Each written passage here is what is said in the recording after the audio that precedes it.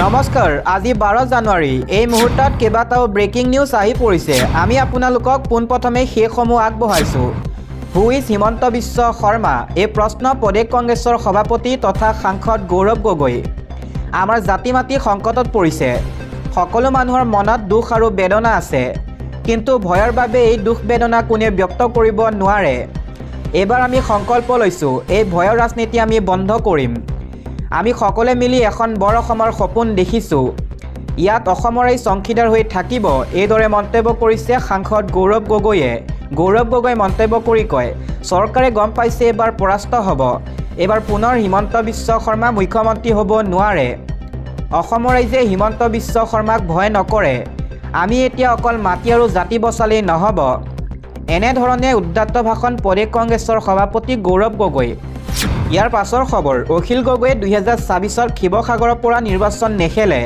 অখিল গগৈ উজনিত ৰজা নহয় অখিল গগৈ মিয়াৰ মাজতহে ৰজা অখিল গগৈ একবিংশ শতিকাৰ আধুনিক বদন অখিল গগৈ নিজৰ ভেটি হেৰুৱাইছে যাৰ বাবে ভয়ত নামনি অসমত সভা কৰি আছে মিয়া প্ৰীতিত গদগদ অখিল গগৈ 2024ৰ নিৰ্বাচনত অখিল গগৈ মোগলৰ সেনাপতিৰ ৰূপত অৱতীৰ্ণ হ'ব অখিল গগৈ মিয়াৰ চৰ্দাৰৰ ৰূপত অৱতীৰ্ণ হ'ব অখিল গগৈৰ বিৰুদ্ধে এইদৰে সৰব ৰাজ্যিক বিজেপি পৰৱৰ্তী খবৰ জুবিন হত্যাৰ প্ৰতিশোধ মাঘৰ জুইত একেলগে জাহজাবত জুবিন হত্যাৰ 7গৰাকী অভিযুক্ত অসুৰ বধলৈ সাজু ধেমাজি বৰদলনি ভকত গাঁৱৰ ৰাইজসকল ব্যতিক্ৰমী ৰূপত ৰাইজে নিৰ্মাণ কৰিলে ভেলাঘৰ কাৰাগাৰৰ ৰূপত নিৰ্মাণ কৰা হৈছে ভেলাঘৰ জুবিন হত্যাৰ প্ৰতিশোধ ল'বলৈ সাজু হৈছে ধেমাজি ৰাইজ শ্যামকানু মহন্ত সিদ্ধাৰ্থ শৰ্মা সন্দীপন গাৰ্গ ফটো আঁৰি দিয়া হৈছে অমৃতপ্ৰভা শেখৰ আৰু 2 পিএছৰ ফটোৰ সৈতে সংলগ্ন কৰা হৈছে বিশেষ পোষ্টাৰ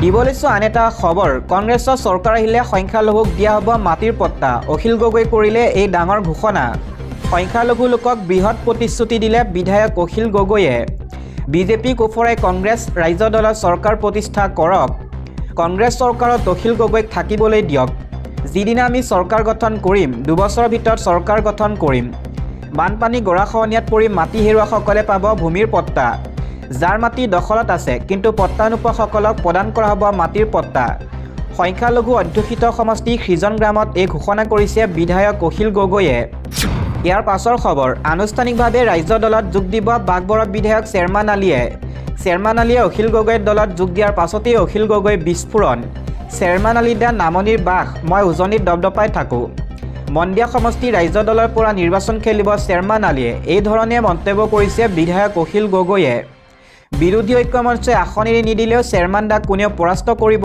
নোৱাৰে চেয়াৰমান দা আৰু মই থাকিলে কোনেও হৰুৱাব নোৱাৰে চেয়াৰমান আলীক কাষত বহুৱাই স্পষ্ট ঘোষণা অখিল গগৈ মানৱতাবাদী পুৰুষ আখ্যা চেয়াৰমান আলীৰ পৰৱৰ্তী খবৰ ধুবুৰীক শিৱসাগৰ বনাম তিনিচুকীয়া ডিব্ৰুগড়ক ধুবুৰী বনাম কংগ্ৰেছত যোগদান কৰিয়ে এই সংকল্প ৰেজাল্ট কৰিমৰ কংগ্ৰেছত যোগ দিয়ে নতুন অসম গঢ়াৰ সংকল্প ল'লে ৰেজাল্ট কৰিম চৰকাৰে শিৱসাগৰক মই ধুবুৰী বনাম ধুবুৰীক শিৱসাগৰ বনাম তিনিচুকীয়াক ধুবুৰী বনাই একেলগে আগবাঢ়ি যাম পিছপৰা জনগোষ্ঠীটোক হাতে হাত ধৰি আগুৱাই লৈ যাম ভয় আৰু শংকা আঁতৰাবৰ বাবে গৌৰৱ গগৈ পিছত মই সেনানী হিচাপে আছোঁ হিমন্ত বিশ্ব শৰ্মাক অসমৰ পৰা আঁতৰাই অসম বচাবলৈ মই সৈনিক হৈ থাকিম জাতি মাটি বচাবলৈ গৌৰৱ গগৈৰ নেতৃত্বত সৈনিক হিচাপে কাম কৰিম সংখ্যালঘু লোকৰ আস্থা বিশ্বাস কংগ্ৰেছ দলত মই সদায় ৰাখিম আমি নিশ্চিত গৌৰৱ গগৈয়ে আমাৰ জাতি জনগোষ্ঠীৰ সমস্যা সমাধান কৰিব সকলোৱে আগুৱাই নি অসমক আগবঢ়াই নিব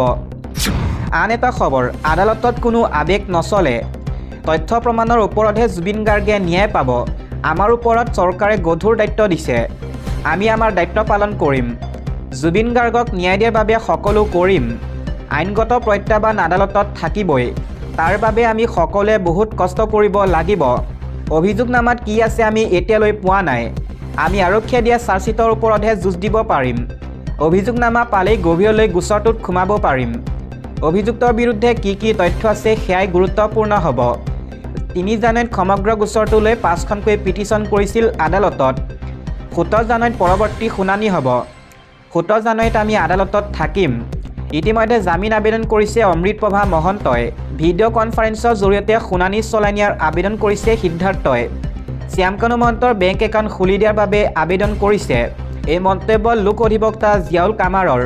আন এটা খবৰ, এইবাৰ বিজেপি চৰকাৰ নাহিলে মুখ্যমন্ত্ৰী ক'ত থাকিব? এই প্ৰশ্ন অজাপৰ।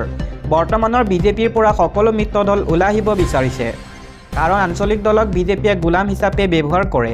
এই অভিযোগ জাতীয় পৰিষদৰ। সমাগত বিধানসভা নিৰ্বাচন, তাৰ পূৰ্বে এতিয়া ৰাজনৈতিক নেতাসকলৰ মাজত বাকবিতণ্ডা আৰম্ভ হৈছে। ইজনে সিজনক সমালোচনা ৰাজনীতি আৰম্ভ কৰিছে। অসমৰ মুখ্যমন্ত্ৰী ডক্টৰ হিমন্ত বিশ্ব শৰ্মাই শেহতীয়াকৈ অসম জাতীয় পৰিষদৰ সভাপতি লুৰিণজ্যোতি গগৈক কঠোৰ ভাষাৰে সমালোচনা কৰে। সেই সমালোচনাৰ প্ৰত্যুত্তৰ দি শনিবাৰে যোৰহাটত মুখ্যমন্ত্ৰীৰ বিৰুদ্ধে সৰব হৈ পৰে দলটোৰ সম্পাদক চিত্তৰঞ্জন বসুমতাৰী।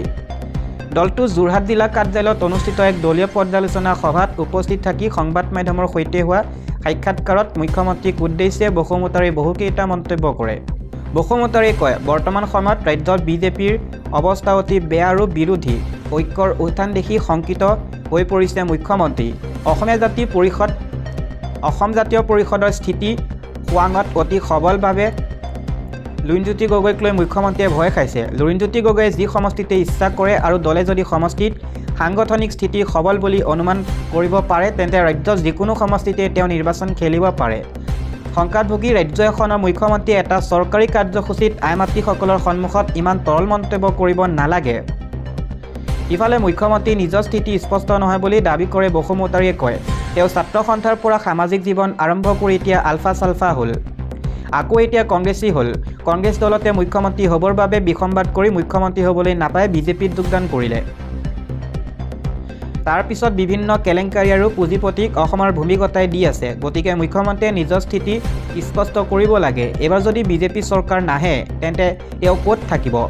তেওঁ অসমৰ কাৰণে কৰিছেনে আদানী, আম্বানী বা অমিত শ্বাহৰ পুত্ৰৰ বাবে কৰিব বিচাৰে? ৰাজ্যৰ উন্নয়ন বিচাৰেনে মন্ত্ৰী অশোক সিংহলক অসমখন বিক্ৰী কৰিব বিচাৰে? আনহাতে তেওঁ কয়, বিৰোধী ঐক্যবদ্ধ হোৱাটো বিজেপিয়ে নিবিচাৰে আৰু বিৰোধী ঐক্যত আউল লগাবলৈ বিজেপিয়ে চেষ্টা চলাই আছে। কিন্তু সকলো চেষ্টা বিফল হৈছে আৰু ইতিমধ্যে বিৰোধী ঐক্যবদ্ধ হৈছে, মাত্ৰ আনুষ্ঠানিকতাহে বাকী। অসমৰ বিভিন্ন প্ৰান্তত অসম জাতীয় পৰিষদৰ সাংগঠনিক ভেটি শক্তিশালী হৈছে বুলি দাবী কৰি চিত্তৰঞ্জন বসুমতাৰীয়ে কয়, অসমৰ 34টা সমষ্টিত দলৰ স্থিতি সবল আৰু এই বিষয়সমূহ আলোচনাৰ মাজলৈ আহিব।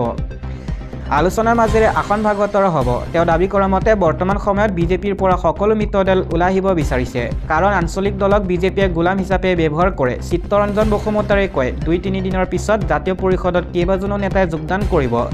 মাঘ বিহুৰ পিছত অসম জাতীয় পৰিষদত বিধায়ক হোৱা নেতাইও যোগদান কৰিব। অগপ আৰু বিজেপি লোকেও যোগদান কৰিব। সেয়েহে বিজেপি নিষ্ঠাৰ নাই বুলি দাবী কৰি তেওঁ কয়, ভোটাৰ তালিকা সংশোধনীৰ দ্বাৰা বাহিৰৰ পৰা অচিনাকি মানুহক আমদানি কৰি অন্তৰ্ভুক্ত কৰিছে। সেয়েহে ৰাজ্যৰ দল সংগঠন নিৰ্বিশেষে সকলোৱে ইয়াৰ বিৰুদ্ধে জাগ্ৰত হওক আৰু প্ৰতিবাদ কৰক।